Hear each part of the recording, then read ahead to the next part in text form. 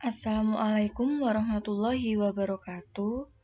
Kami dari kelompok 6 akan menyampaikan materi tentang perencanaan audit dan prosedur analitis.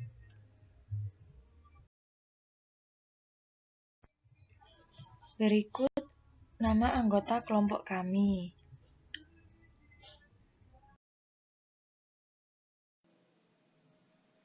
Perencanaan audit dan prosedur analitis. Perencanaan. Prinsip-prinsip yang mendasari standar auditing EICPA menunjukkan auditor harus merencanakan pekerjaan dan mensupervisi setiap asisten secara memadai. 3 alasan utama mengapa auditor harus merencanakan penugasan dengan tepat yakni untuk 1. Memungkinkan auditor mendapatkan bukti yang tepat dan mencukupi pada situasi yang dihadapi. 2. Membantu menjaga biaya audit tetap wajar. 3. Menghindarkan kesalahpahaman dengan klien. Jika kantor akuntan publik ingin meminimalkan kewajiban hukum dan mempertahankan reputasi yang baik dalam masyarakat bisnis, bukti yang tepat yang mencukupi harus diperoleh agar tetap kompetitif. Kantor akuntan publik harus menjaga kewajaran biayanya. Resiko audit yang dapat diterima adalah ukuran seberapa besar auditor bersedia menerima bahwa laporan keuangan akan salah saji secara material setelah audit diselesaikan dan pendapat wajar tanpa pengecualian telah dikeluarkan. Resiko inheren adalah ukuran penilaian auditor atas kemungkinan adanya salah saji yang material dalam suatu saldo akun sebelum mempertimbangkan keefektifan pengendalian internal. Menerima klien dan melakukan perencanaan audit awal. Perencanaan audit awal melibatkan 4 hal yang semuanya harus dilakukan lebih dulu dalam audit. 1. Auditor memutuskan apakah akan menerima klien baru atau terus melayani klien yang ada sekarang. 2. Auditor mengidentifikasi mengapa klien menginginkan atau membutuhkan audit. Informasi ini akan mempengaruhi bagian dari proses perencanaan selanjutnya. 3. Untuk menghindari kesalahpahaman, auditor harus memahami syarat-syarat penugasan yang ditetapkan klien. 4. Auditor mengembangkan strategi audit secara keseluruhan termasuk staf penugasan dan setiap spesialis audit yang diperlukan. Investigasi atas klien baru. Sebelum menerima klien baru, kebanyakan kantor akuntan publik akan menyelidiki perusahaan tersebut untuk menentukan akseptabilitasnya. Kantor itu melakukannya dengan memeriksa sejauh mungkinkah prospektif klien ini dalam komunitas bisnis, stabilitas keuangannya, dan hubungan dengan kantor akuntan publik sebelumnya.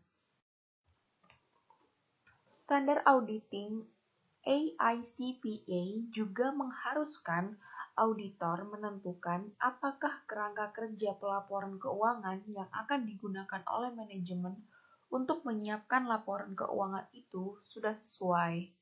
Tanpa kerangka kerja pelaporan keuangan yang tepat, auditor tidak memiliki kriteria yang cocok untuk mengaudit laporan keuangan. Faktor utama yang mempengaruhi resiko audit yang dapat diterima yakni pemakai laporan keuangan yang mungkin dan maksudnya menggunakan laporan tersebut. Auditor mungkin akan mengumpulkan lebih banyak bukti audit apabila laporan keuangan digunakan secara ekstensif, seperti yang sering terjadi pada perusahaan terbuka yang memiliki utang yang besar dan perusahaan yang akan dijual dalam waktu dekat. Memilih staf untuk melakukan penugasan. Auditor harus menempatkan staf yang tepat pada penugasan agar sesuai dengan standar auditing dan untuk meningkatkan efisiensi audit. Salah satu prinsip dasar dalam standar auditing adalah bahwa auditor bertanggung jawab untuk memiliki kompetensi dan kemampuan yang memadai demi melaksanakan audit. Karena itu, Setiap staf yang ditugaskan harus mengingat persyaratan tersebut di samping harus mempunyai pengetahuan tentang industri klien. Dalam penugasan audit yang lebih besar, mungkin diperlukan satu atau lebih partner dan staf yang memiliki berbagai tingkatan pengalaman. Auditor harus memiliki pemahaman yang memadai atas bisnis klien untuk mengetahui apakah spesialis memang diperlukan. Yang kedua, auditor perlu mengevaluasi kualifikasi profesional spesialis itu dan memahami tujuan serta ruang lingkup pekerjaannya. Dan yang terakhir, auditor juga harus mempertimbangkan hubungan spesialis tersebut dengan klien, termasuk situasi yang mungkin mengganggu objektivitasnya. Selanjutnya, memahami bisnis dan industri klien. Prinsip-prinsip dasar lain dalam standar auditing menyatakan auditor mengidentifikasi dan menilai resiko salah saji yang material, apakah karena kecurangan atau kesalahan, berdasarkan pemahaman tentang entitas dan lingkungannya, termasuk pengendalian internal entitas. Beberapa faktor telah meningkatkan arti penting dari pemahaman atas bisnis dan industri klien. Yang pertama, penurunan yang signifikan pada kondisi ekonomi. Yang kedua, teknologi informasi yang menghubungkan perusahaan klien dengan pelanggan dan pemasok utama. Yang ketiga, klien telah memperluas operasinya secara global, yang seringkali melalui joint venture atau aliansi strategis. Yang keempat, semakin pentingnya modal manusia dan aset tidak berwujud lainnya. Yang kelima, banyak klien yang mungkin telah berinvestasi dalam instrumen keuangan yang kompleks. Tiga alasan utama untuk mendapatkan pemahaman yang baik tentang industri klien dan lingkungan eksternal adalah: yang pertama, resiko yang berkaitan dengan industri tertentu dapat mempengaruhi penilaian auditor. Yang kedua, resiko inheren tertentu sudah umum bagi semua klien dalam industri tertentu. Familiaritas dengan resiko-resiko tersebut akan membantu auditor dalam menilai relevansinya bagi klien yang bersangkutan. Yang ketiga, banyak industri memiliki persyaratan akuntansi yang unik yang harus dipahami auditor untuk mengevaluasi apakah laporan keuangan klien telah sesuai dengan standar akuntansi. Operasi dan proses bisnis. Berikut beberapa yang bisa dilakukan dalam operasi dan proses bisnis. Yang pertama, kunjungan ke pabrik dan kantor. Kunjungan ke fasilitas klien dapat membantu auditor memperoleh pemahaman yang lebih baik atas kegiatan bisnis klien, karena kunjungan ini dapat memberikan kesempatan untuk mengamati kegiatan secara langsung. Yang kedua, mengidentifikasi pihak yang berkaitan. Transaksi dengan pihak terkait sangat penting bagi auditor karena prinsip-prinsip akuntansi yang berlaku umum mengharuskan transaksi itu diungkap dalam laporan keuangan jika material. Selanjutnya yang ketiga, kode etik. Perusahaan sering mengkomunikasikan standar nilai dan etika perusahaan melalui pernyataan kebijakan serta kode perilaku. Sebagai respons atas pernyataan dalam Sarbanes-Oxley Act, SEC mewajibkan setiap perusahaan publik untuk mengungkap apakah telah menggunakan kode etik yang berlaku bagi manajemen senior. Selanjutnya, notulen rapat. Catatan resmi tentang pertemuan Dewan Direksi dan para pemegang saham. Notulen ini mencakup otoritas dan ikhtisar kunci mengenai topik-topik penting dan keputusan yang diambil oleh para direktur serta pemegang saham. Yang ketiga adalah kepatuhan dengan hukum dan peraturan. Sebagai bagian dari pemahaman atas tujuan klien yang berkaitan dengan ketaatan pada hukum dan peraturan, auditor harus menguasai syarat-syarat kontrak dan kewajiban hukum lainnya. Dapat meliputi beragam cost vessel seperti jangka panjang dan utang obligasi, opsi saham, program pensiun, kontrak dengan pemasok untuk pengiriman perlengkapan di masa mendatang, dan yang lain sebagainya. Kemudian yang kedua ada efektivitas dan efisiensi operasional perusahaan. Selanjutnya adalah tujuan dan strategi klien. Strategi sendiri yaitu pendekatan yang diikuti oleh entitas untuk mencapai tujuan organisasi. Dan tujuan klien antara lain yang pertama yaitu keandalan laporan keuangan. Dalam artian nilai dari laporan keuangan tersebut adalah benar-benar real sesuai dengan transaksi hariannya dan tidak dibuat-buat atau di-up agar mendapatkan nilai plus di mata kreditur. Selanjutnya pengukuran dan kinerja.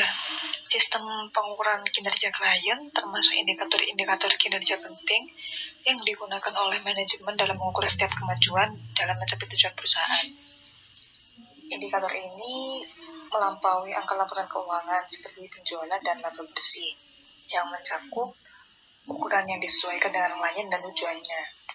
Indikator kinerja utama tersebut dapat meliputi pangsa pasar, penjualan per karyawan, pertumbuhan unit penjualan, pengunjung ke sebuah website yang unik, dan penjualan per kaki persegi untuk pengecer.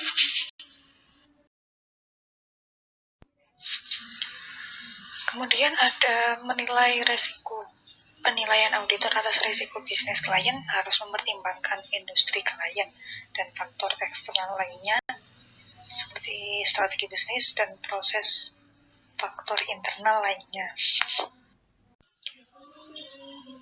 Perhatian utama auditor tertuju pada risiko salah saji yang material dalam laporan keuangan yang disebabkan oleh risiko bisnis klien. Sebagai contoh, perusahaan seringkali melakukan akuisisi atau merger strategis yang bergantung pada keberhasilan penggabungan operasi antara dua atau lebih perusahaan. Jika sinergi yang direncanakan tidak berkembang, nilai aset tetap dan goodwill yang dicatat dalam akuisisi dapat menurun, yang akan mempengaruhi kewajaran penyajian laporan keuangan. Kemudian gagal mencapai tujuannya, dan yang terakhir adanya kemajuan teknologi. Di sini saya akan menjelaskan tentang perencanaan audit dan prosedur analitis. Melaksanakan prosedur analitis pendahuluan. Auditor melaksanakan prosedur analitis pendahuluan untuk memahami dengan lebih baik bisnis klien dan untuk menilai risiko bisnis klien. Salah satu prosedur tersebut membandingkan rasio klien dengan benchmark industri atau pesaing untuk mengindikasikan kinerja perusahaan. Pengujian pendahuluan seperti itu dapat mengungkapkan perubahan yang tidak biasa dalam rasio yang dibandingkan dengan tahun sebelumnya atau dengan rata-rata. Contoh The Hillsborough Hardware Co. digunakan untuk mengilustrasikan penggunaan prosedur analitis pendahuluan sebagai bagian dari perencanaan audit. Prosedur ini diikuti dengan ikhtisar proses perencanaan audit dan pembahasan lebih lanjut tentang penggunaan prosedur analitis selama audit berlangsung. Perusahaan ini adalah provider utama di industri perangkat keras secara keseluruhan, yang didominasi oleh mata rantai nasional seperti Home Depot dan Lowe's. Pasar Hillsborough terdiri dari toko-toko perangkat keras independen yang lebih kecil. Auditor dapat menggunakan informasi tentang rasio untuk mengidentifikasi area di mana Hillsborough memahami atau menghadapi peningkatan risiko salah saji yang material.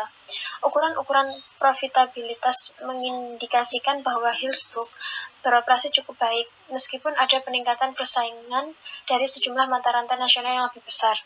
Walaupun lebih rendah dari rata-rata industri, ukuran ekuiditas menunjukkan bahwa perusahaan berada dalam kondisi keuangan yang lebih baik. Dalam mengidentifikasi area-area risiko yang spesifik, auditor cenderung berfokus pada rasio-rasio likuiditas, perputaran piutang usaha, sedikit menurun dan lebih rendah dari rata-rata industri. Ketertagihan piutang usaha dan keusahaan persediaan cenderung dinilai sebagai risiko inheren yang tinggi sehingga membutuhkan perhatian lebih seksama dalam audit tahun berjalan. Bagian-bagian penting dari perencanaan: menerima klien dan melakukan perencanaan audit, memahami bisnis dan industri klien, menerima risiko bisnis klien, melaksanakan prosedur analisis pendahuluan, menetapkan materialitas dan menilai risiko audit yang dapat diterima serta risiko inheren, memahami pengendalian internal dan menilai risiko pengendalian, mengumpulkan informasi untuk menilai risiko kecurangan, dan yang terakhir mengembangkan strategi serta program audit secara keseluruhan. Contoh prosedur analitis perencanaan. Rasio-rasio terpilih ada kemampuan membayar hutang jangka pendek yang di dalamnya ada rasio kas, rasio cepat, rasio lancar. Dan yang kedua ada rasio aktivitas likuiditas yang di dalamnya ada perputaran piutang usaha, jumlah hari penagihan piutang, perputaran persediaan, dan jumlah hari untuk menjual persediaan. Dan selanjutnya kemampuan memenuhi kebutuhan jangka panjang yang di dalamnya terdiri dari utang terhadap ekuitas, jumlah pendapatan bunga. Dan selanjutnya ada rasio profitabilitas yang berisi presentasi laba kotor, margin laba, dan selanjutnya ikhtisar bagian dari perencanaan audit. Tujuan utama dari perencanaan audit adalah memahami bisnis dan industri klien yang digunakan untuk menilai risiko audit yang dapat diterima, risiko bisnis klien, dan risiko salah saji yang material dalam laporan keuangan. Ada 4 bagian tambahan dari perencanaan audit yang dibahas dalam bab berikutnya. Bagian-bagian tersebut adalah yang pertama, menetapkan materialitas dan menilai risiko audit yang dapat diterima serta risiko inheren. Yang kedua, memahami pengendalian internal dan menilai risiko pengendalian. Yang ketiga, mengumpulkan informasi audit dan menilai risiko kecurangan. Yang keempat, mengembangkan rencana audit dan program audit secara keseluruhan. Selanjutnya yaitu tentang prosedur analitis. Prosedur analitis adalah salah satu cara dari 8 jenis bukti audit yang dijelaskan. Karena meningkatnya penekanan pada prosedur analitis dalam praktik, prosedur analitis didefinisikan oleh standar auditing sebagai evaluasi atas informasi keuangan yang dilakukan dengan menganalisis hubungan yang masuk akal antara data keuangan dan non-keuangan. Prosedur analitis menggunakan perbandingan dan hubungan untuk menilai apakah akun atau data lain terlihat wajar berkaitan dengan ekspektasi auditor. Ketika melaksanakan prosedur analitis, investigasi auditor atas fluktuasi yang tidak biasa yang dipicu oleh hubungan antara data keuangan dan non-keuangan yang berbeda dengan ekspektasi yang dikembangkan oleh auditor. Prosedur analitis dapat dilakukan pada salah satu dari ketiga waktu selama penguasaan atau penugasan. Yang pertama, prosedur analitis diwajibkan dalam tahap perencanaan untuk membantu menentukan sifat, luas, dan penetapan pada waktu prosedur audit. Ini membantu auditor mengidentifikasi hal-hal signifikan yang nantinya memerlukan perhatian khusus dalam penugasan. Prosedur analitis yang dilakukan dalam tahap perencanaan biasanya menggunakan data aggregate pada tingkat tinggi, dan kecanggihan, luas, serta penetapan waktu prosedur bervariasi di antara klien. Yang kedua, prosedur analitis seringkali dilakukan selama tahap pengujian audit sebagai pengujian substantif untuk mendukung saldo akun. Pengujian ini seringkali dilakukan dalam hubungannya dengan prosedur audit lainnya. Apabila prosedur analitis digunakan selama tahap pengujian audit, standar auditing mengharuskan auditor untuk mendokumentasikan dalam kertas kerja ekspektasi dan faktor-faktor yang dipertimbangkan selama pengembangannya. Dan yang terakhir, prosedur analitis juga diwajibkan selama hidup tahap penyelesaian audit. Pengujian semacam itu berfungsi sebagai review akhir atas salah saji yang material atau masalah keuangan, dan membantu auditor mengambil pandangan objektif akhir pada laporan keuangan yang telah diaudit. 5 jenis prosedur analitis. Kegunaan prosedur analitis sebagai bukti audit sangat bergantung pada auditor yang mengembalikan ekspektasi tentang berapa saldo akun atau rasio yang harus dicatat, tanpa memperhatikan jenis prosedur analitis yang digunakan.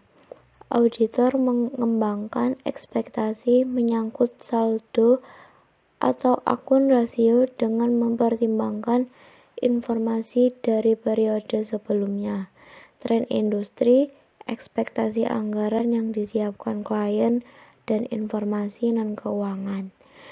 Biasanya audit membandingkan saldo dan rasio klien dengan saldo dan rasio yang diharapkan dengan menggunakan satu atau lebih jenis prosedur analitis berikut. Dalam setiap kasus, auditor membandingkan data klien dengan 1.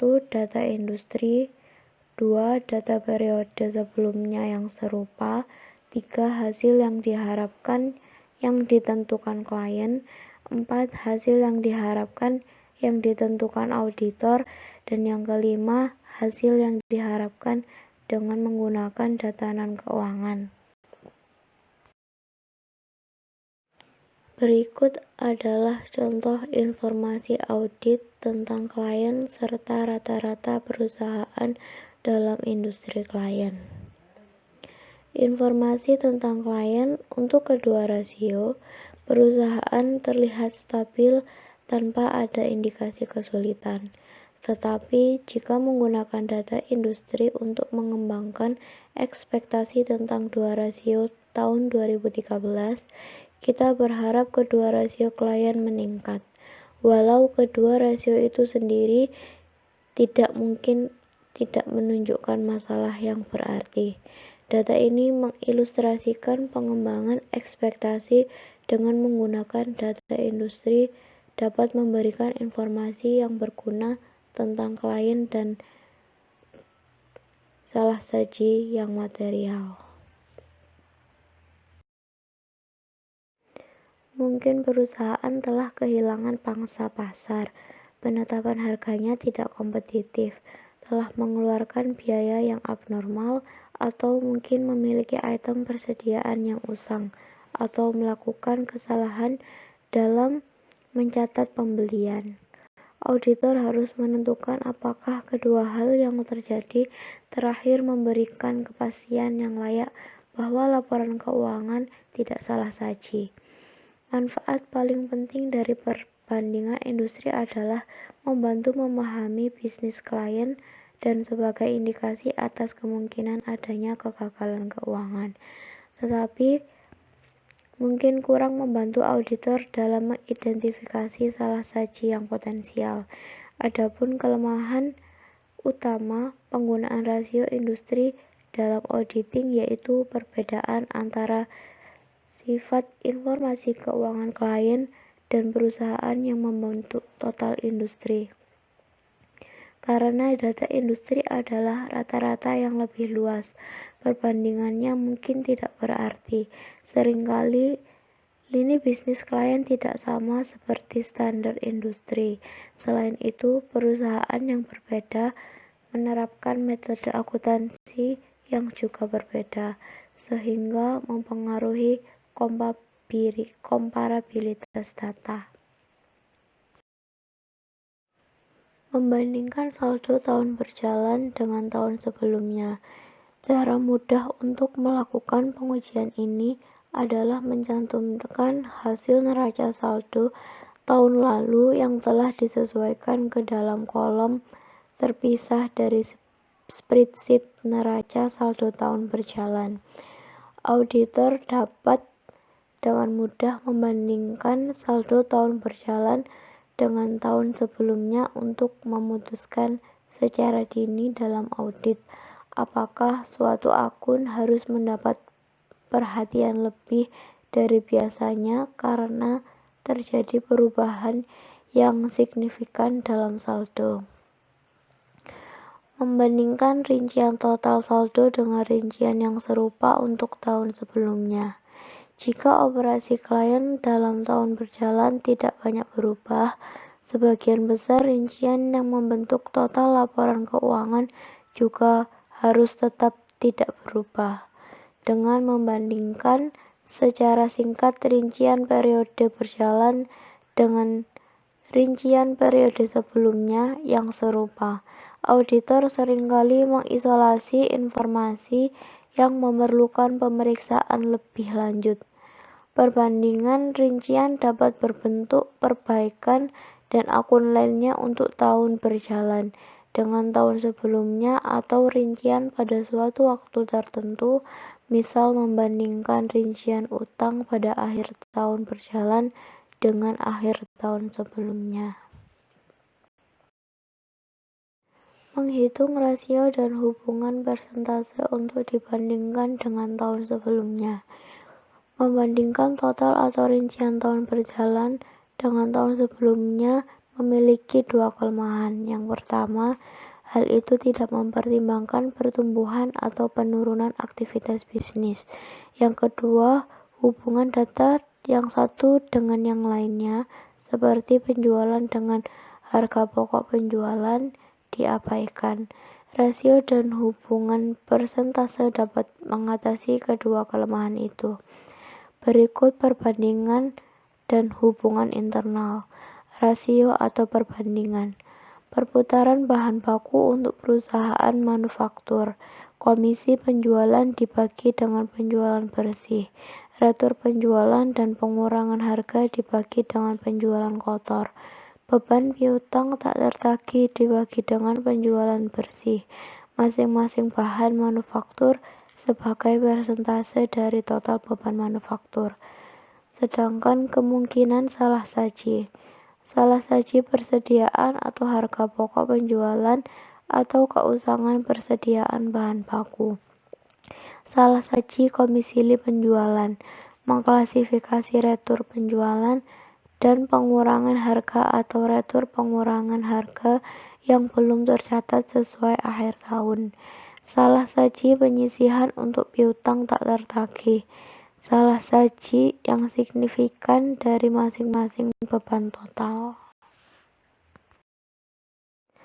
Kebanyakan perusahaan menyiapkan anggaran untuk berbagai aspek dan hasil keuangan, karena anggaran merupakan ekspektasi klien selama metode berjalan.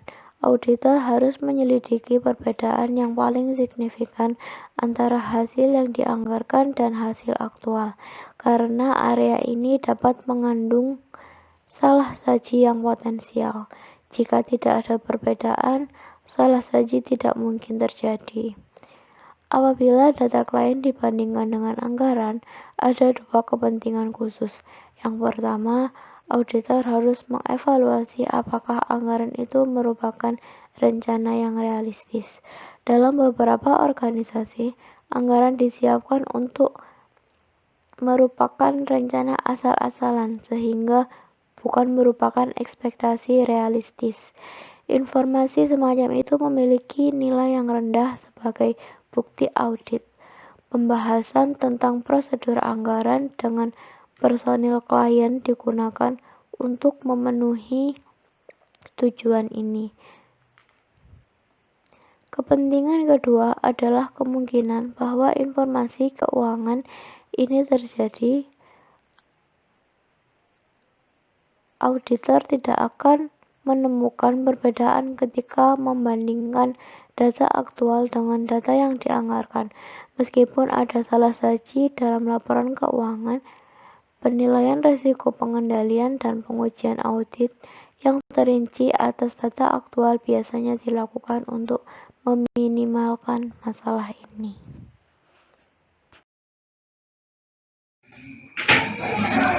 Rasio keuangan yang umum. Prosedur analitis auditor seringkali meliputi penggunaan rasio keuangan yang umum selama tahap perencanaan dan review akhir atas laporan keuangan yang telah diaudit. Hal ini berguna untuk memahami peristiwa terkini dan status keuangan perusahaan serta untuk menelaah laporan itu dari perspektif pemakai.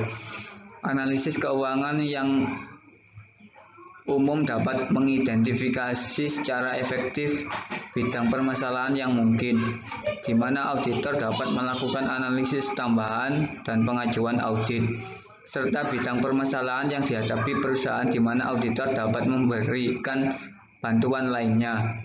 Ketika menggunakan rasio ini, auditor harus memastikan untuk melakukan perbandingan yang tepat. Perbandingan yang paling penting adalah bagi perusahaan tersebut dalam tahun-tahun terdahulu dan terhadap rata-rata industri atau perusahaan yang serupa untuk tahun yang sama.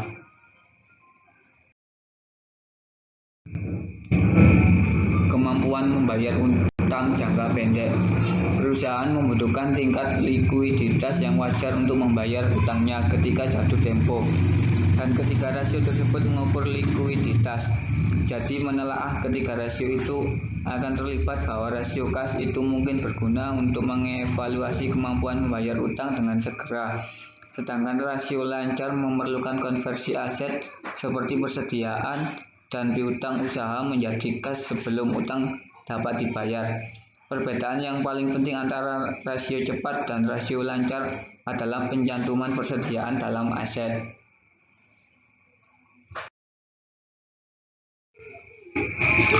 Rasio aktivitas likuiditas. Rasio aktivitas untuk piutang usaha dan persediaan terutama berguna bagi auditor yang seringkali menggunakan tren dalam rasio perputaran piutang usaha untuk menilai kelayakan penyisian piutang tak tertagih. Auditor menggunakan tren dalam rasio perputaran persediaan untuk mengidentifikasi keuangan persediaan yang potensial. Jumlah hari rata-rata penagihan adalah cara yang berbeda untuk memandang rata-rata data perputaran piutang usaha.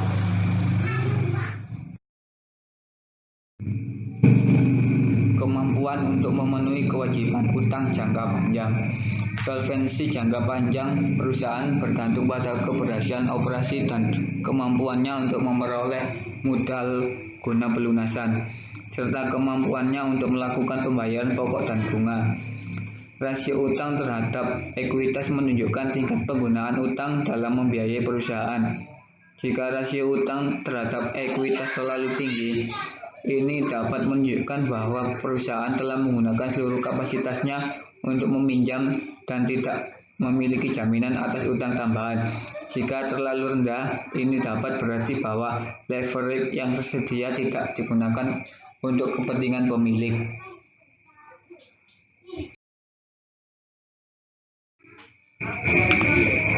Rasio profitabilitas. Kemampuan perusahaan untuk menghasilkan kas demi membayar kewajiban, perluasan, dan dividen sangat bergantung pada profitabilitas. Rasio profitabilitas yang paling umum digunakan adalah laba per saham. Auditor menghitung rasio tambahan untuk memberikan pandangan lebih jauh tentang operasi perusahaan. Persentase laba kotor memperlihatkan bagian penjualan yang tersedia untuk menutupi semua beban dan laba setelah dikurangi biaya produk. Auditor menyadari rasio ini terutama berguna untuk menilai salah saji penjualan, harga pokok penjualan, piutang usaha, dan persediaan. Sekian dari kelompok kami. Apabila ada salah kata, mohon dimaafkan. Dan terima kasih atas perhatiannya. Wassalamualaikum warahmatullahi wabarakatuh.